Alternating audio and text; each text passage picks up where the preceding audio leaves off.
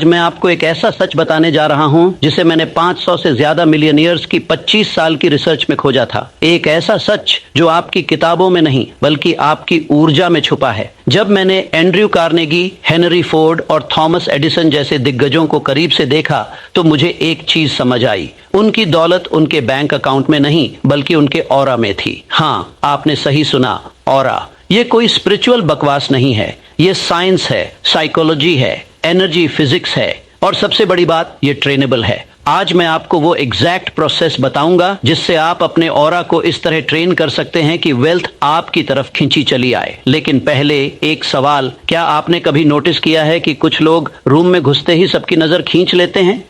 उन्होंने कुछ बोला नहीं, कुछ किया नहीं, लेकिन उनकी मौजूदगी में एक अलग ही ग्रेविटी होती है। लोग नेचुरली उनकी तरफ अट्रैक्ट होते हैं, अपॉर्चुनिटीज उनके पास खुद चली आती हैं। ये लक नहीं है मेरे दोस्त, ये मैग्नेटिक ऑनरा है। और इसके ऑपोजिट भी लोग होते हैं जो कितनी भी मेहनत कर लें स्ट्रगल करते रहते हैं। उनके आइडियाज ब्रिलियंट होते हैं लेकिन एग्जीक्यूशन में कहीं चीजें अटक जाती हैं। क्यों? क्योंकि उनका ऑरा वेल्थ को रिपेल कर रहा होता है। तो चलिए मैं आपको स्टेप बाय स्टेप बताता हूं कि आप अपने ऑरा को कैसे वेल्थ मैग्नेट में ट्रांसफॉर्म कर सकते हैं।